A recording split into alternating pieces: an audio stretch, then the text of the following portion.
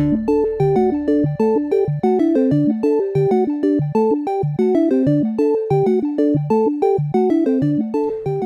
everyone, and welcome back to another episode of Wanderbots. It's just me again, so today I'm going to be playing Shank, a game made by Klei, the company that made Don't Starve, Mark of the Ninja, Shank of course, and Shank 2. I think they've made some other things.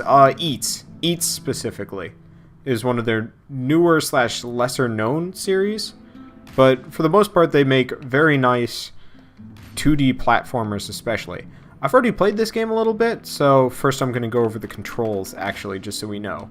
So, how to play? This game works on, it's more or less a 2D side-scrolling beat-em-up.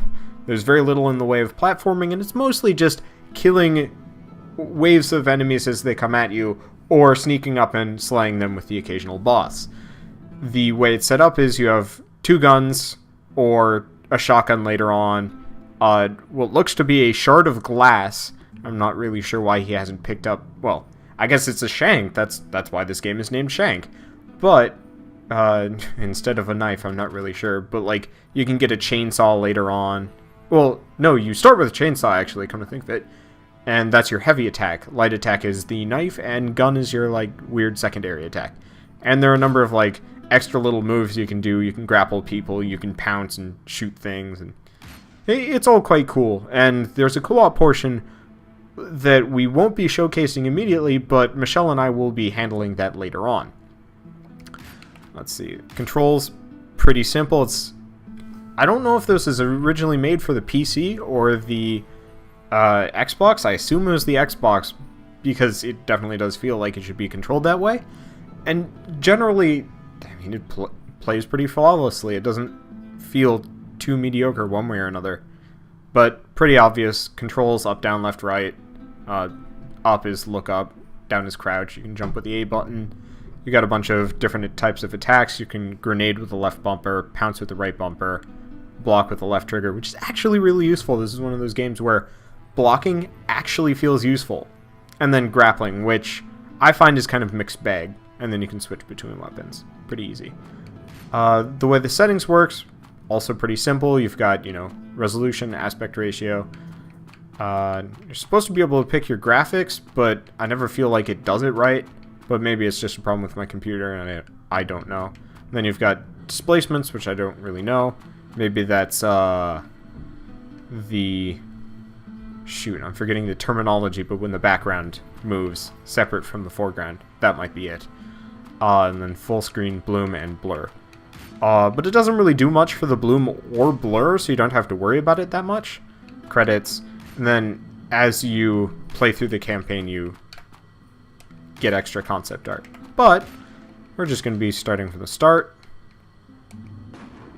And, let's see how we do.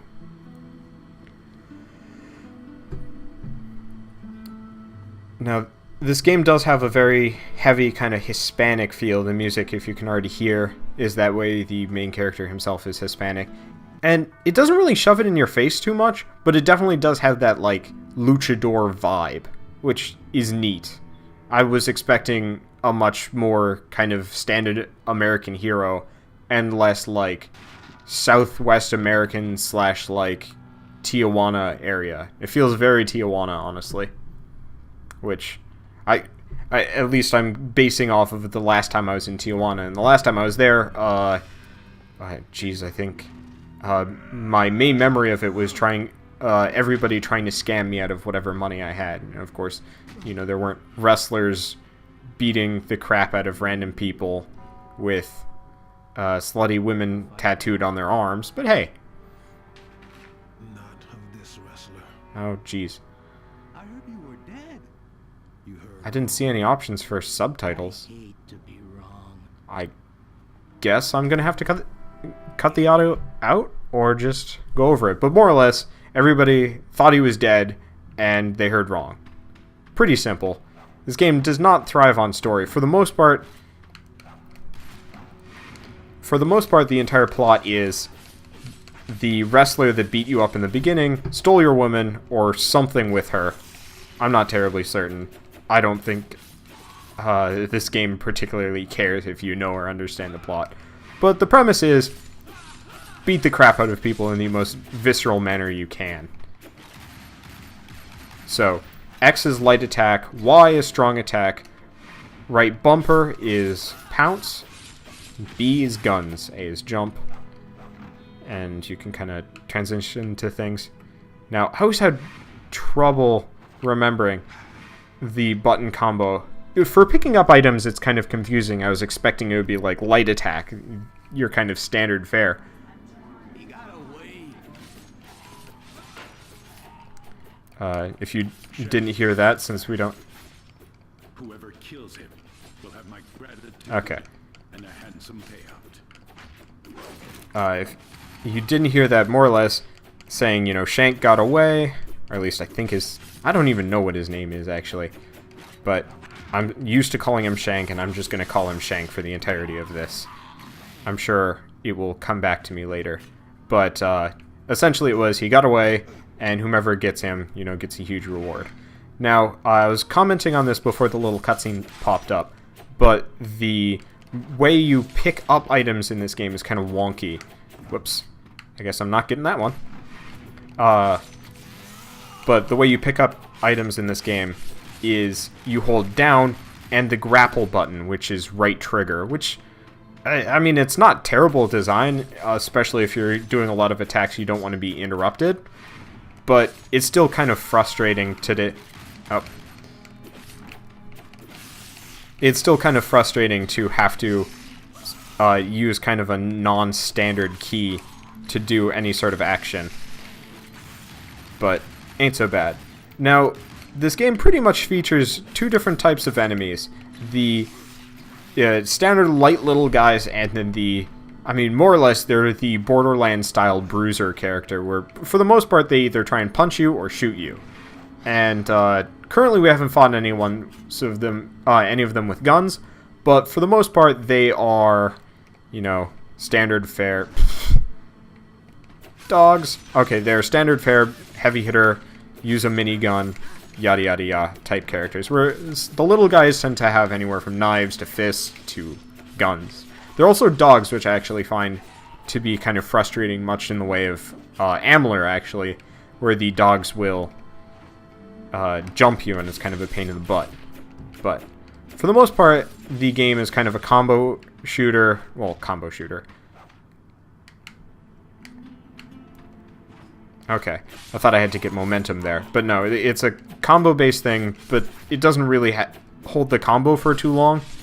There is a score system at the end of every level, but as far as I can tell, the only time that's actually useful is potentially for certain character skins, because you can unlock a bunch of special character skins later on.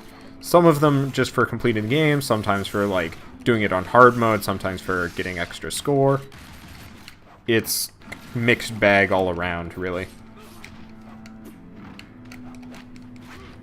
Yeah, you can't grapple the big guys; they will just screw your day up.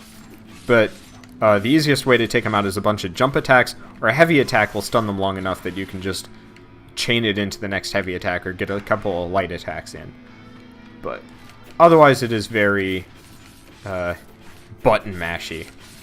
This game would probably be kind of uncomfortable using a PC setup, or keyboard and mouse. Really, I haven't even messed with the controls that way, and I really don't want to. I might try it out just for a little bit to comment on the controls, but this is the kind of game that is not made to be played any other way than with, you know, a 360 controller, pretty much. Nope. Whoops. Guess I held left bumper there. But one of the nice things I like about this is with two pistols you can actually end up shooting in both directions, which really doesn't make a whole lot of sense from a firearm standpoint, but it's still cool. You can also, you know, do wall runs and various other stuff, but for the most part it's just light platforming mechanics that you use to segue into each different level. Otherwise, nothing's particularly complicated. But mostly you just have to survive fights. It's not a very hard game. There is a hard mode, which I haven't messed with that much. But I assume it's just this, but the enemies hit harder and you have less health.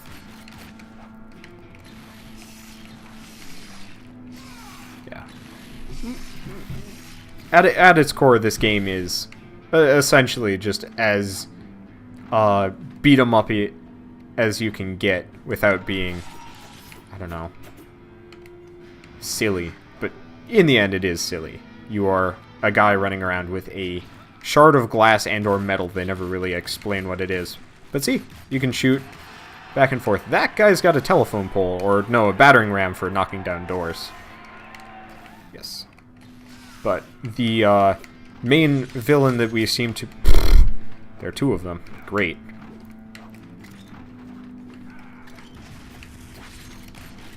Yeah. So for the big guys, blocking is especially useful.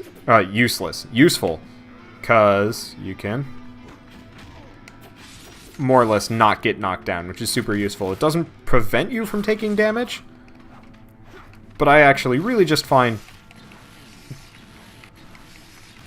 getting them with the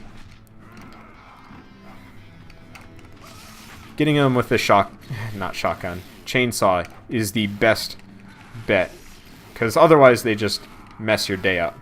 Jump attacks especially are useful. You can also do like a mid-air dodge, and I think you can do a dodge on the ground with the left trigger, which is block.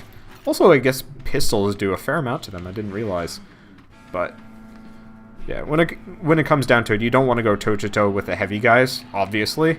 But I was expecting it to be a little bit easier to fight them, but mostly you just have to be evasive. And so as I was saying, the main villain that we're going after looks like this guy, has the same mask.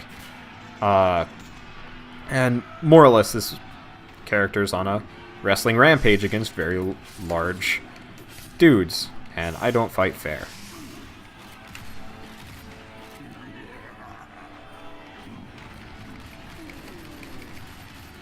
Yeah. And this... I messed that one up. I did find that you can kind of switch back and forth between this guy, and the way they programmed him, he doesn't turn very well. So if you can switch back and forth, you can more or less just mess his day up. Wow, that had to hurt. But yeah. And, you know, the fighting mechanics are pretty solid. The jumping feels fairly realistic. Not quite floaty. Definitely not nearly as floaty as Flying is or Meat Boy, but it's got a nice feeling to the game. And for the most part, you don't feel particularly injured when you do get hit. I'm not fighting this guy as well as I did last time, but hey, he's kind of weak for a first boss.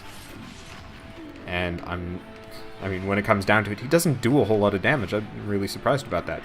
But, okay. But, more or less, just cut him at the ankles, call it a day. Is he dead? Pfft, that's silly looking. And I guess once you take his entire health bar out, he just switches into you have to finish him off with a quick time event. And so I'm just going to pump him full of bullets until it gets silly. Which I think we've already passed that threshold. So, jump on his face, chainsaw him to death. You know, standard procedure.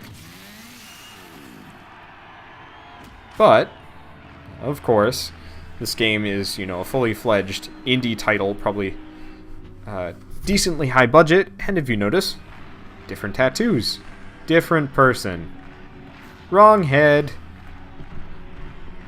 So, of course, the poor schmuck has been murdered. Now we have to go find the real butcher. And now we have to go find the meat district. I don't know where the meat district is, and quite honestly, if you pay attention to the next couple levels, the meat district is way the ways away, and it makes no sense. But this game's ridiculous enough to begin with, so let's just call it creative license and have fun. And we will continue our trek towards killing wrestlers and various other schmucks on the next episode. See you then.